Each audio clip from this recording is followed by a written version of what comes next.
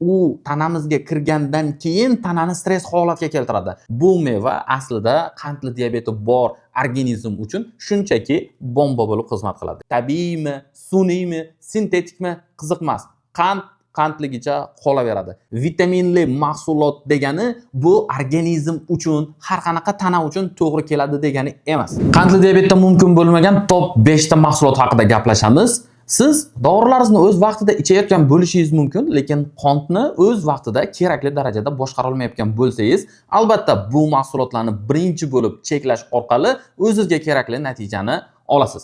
Assalomu alaykum. Sizlar bilan sizni sog'lig'ingizni sizdan-da ko'proq o'ylaydigan Bobur doktor. Yana bir narsani aytib o'tmoqchi edim. O'sha like-chani bosish siz uchun bepul va men uchun hech qanaqangi pul olib kelmaydi. Shunchaki bizni ishimizni yanada kengroq, yanada yaxshiroq qilish uchun motivatsiya hisoblanadi. Do'stlar, o'shani qizartirib qo'ying qo'lchani. Xudo xohlasa biz aynan qandli diabetlar uchun katta proyektlar, katta loyihalar ustida ishlashni boshladik. Qo'llab-quvvatlashni va hoziroq bizga obuna bo'lishni unutmang. Birinchi mahsulot bu barcha buni biladigan, barcha uni hatto tabiiy deb o'ylaydigan, hatto uni iste'mol qilish shart, lozim deb o'ylaydigan mahsulot.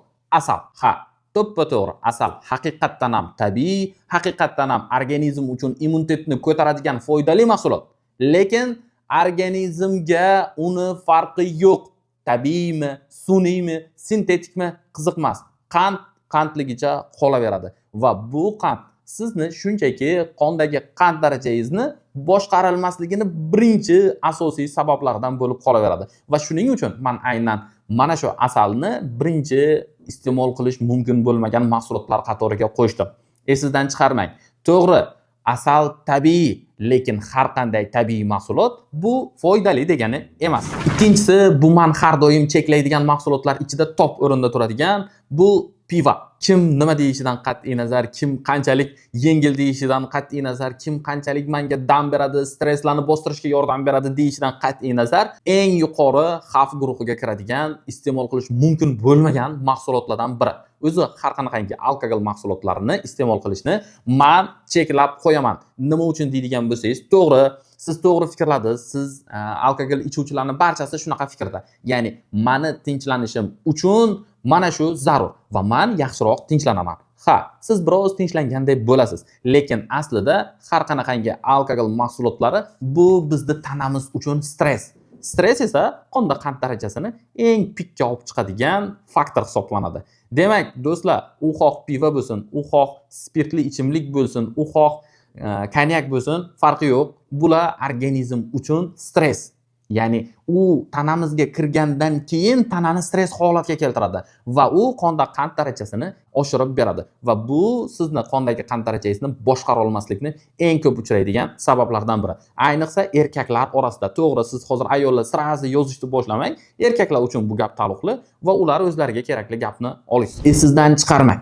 Stress bor joyda diabetni nazorat qilish har doim imkonsiz desa ham bo'ladi. Uchinchi mahsulot bu banan. Ha, juda ko'pchiligingiz tomonidan yaxshi o'zlashtiriladigan banan eng yengil, eng hazmi taom deb qabul qilinadigan mana shu vitaminli yengilgina bomba. Ya'ni qo'pol qilib aytadigan bo'lsam, haqiqatdan ham ko'rinishi bo'yicha beozorgina bo'lgan bu meva aslida qandli diabeti bor organizm uchun shunchaki bomba bo'lib xizmat qiladi. Ya'ni qondagi qand darajasini shunaqa darajada tez pikka chiqarib beradiki, ya'ni birdaniga katta energiya, katta kaloriya, katta qand qonga o'tishi bilan insulin uni qanday hujayralarga o'tkazishga shunchaki shoshilib qoladi, tamom. Va uni o'tkaza olmaganligi hisobidan qonda qand darajasi juda ham tez pikka chiqib oladi va bu organizm uchun katta stress va hujayralar uchun esa katta energiyasizlikni keltirib chiqaradi. Shu uchun ham eng birinchi bo'lib kechilishi kerak bo'lgan mahsulotlar orasida top 3-o'rinda deb hisobladim bananni. Har 100 grammida 20 grammdan kam bo'lmagan uglevod saqlaydi. Qand saqlaydi desam ham bo'ladi. Agar sizga yana ham tushunarliroq bo'lsin deydigan bo'lsak, mana shu yerda hozir aynan uni o'zimiz apparatda o'lchab qo'ygan videomizni ham joylashtiramiz. Banan shunchaki diabetda mumkin emas. Esingizdan chiqarmang do'stlar. Har qanaqangi vitaminli mahsulot degani bu organizm uchun, har qanaqa tana uchun to'g'ri keladi degani emas. 4-mahsulot bu uzum. Tabiatda uchraydigan mevalar ichida eng shirini, hatto kimlardir jannat mevalari deb ataydi. Ha, to'g'ri, eng shirin, eng yoqimli, eng biz uchun juda ham foydali bo'lishi mumkin hatto. Lekin qandli diabeti bor insonlar uchun shunchaki bu ham ikkinchi bomba deb hisoblasak ham bo'ladi. Mina deylik yo bo'lmasam, shunchaki qonda qand darajasini portlatadi. Shunchaki qonda insulinni dahshatli darajada rezistentligiga olib keladi. Ya'ni sizda insuliningizni ishlamasligini eng katta sababi aynan mana shunga o'xshagan mahsulotlar hisoblanadi. 5-o'rinni egalladi, lekin men buni har doim har bir konsultatsiyamda birinchilardan bo'lib cheklayman. Bu qovurilgan kartoshka. Kartoshka tabiatdagi eng keraksiz sabzavot desam ham bo'ladi. To'g'ri, sabzavotlarni biz foydali deb ataymiz, lekin aynan kartoshkaga kelganda esa biz kartoshkani foydasiz deb bemalol ayta olamiz. Chunki kartoshka shunchaki kraxmaldan tashkil topgan uglevod. U qovurilgan vaqtda ayniqsa tana uchun nafaqat foydasiz, balki zararli bo'lib qoladi. Ya'ni u qonda qand darajasini ko'taradi, qonda xolesterinni ko'taradi, hattoki ayniqsa qovurilgan vaqtida kartoshka shunchaki tana uchun toksin, virusli ta'sir qiladi. Buni siz xoh to'g'ri tushuning, xoh tushunmaslikka harakat qiling, yo xoh doktor gapiradi deb hisoblayvering, lekin u na sog'lom odamga, na qandli diabeti bor odamga, na yurak ishemik kasalliklarga ega bo'lgan odamlar uchun biror bir foydali jihati yo'q. Hatto unaqa siz aytgan darajali maza ham bermaydi. Shunchaki tanani toksinlardan to'ldirgani, zararlagani qoladi xolos. Do'stlar, yuqorida sanagan 5 ta mahsulotim bu sizni ratsioningizda umuman bo'lmasligi kerak bo'lgan va mana shu 5 ta mahsulotni olib tashlash orqali boshqarilmayotgan qonda qand darajangizni boshqarish imkoniyatiga ega bo'lasiz. Do'stlar, biz bergan ma'lumotlarning barchasi siz uchun qonda qand darajangizni boshqarish uchun foyda keltirish uchun aytilgan. Bularni o'z hayotingizda sinab ko'rish orqali qonda qand darajangizni me'yorda ushlashingiz mumkin.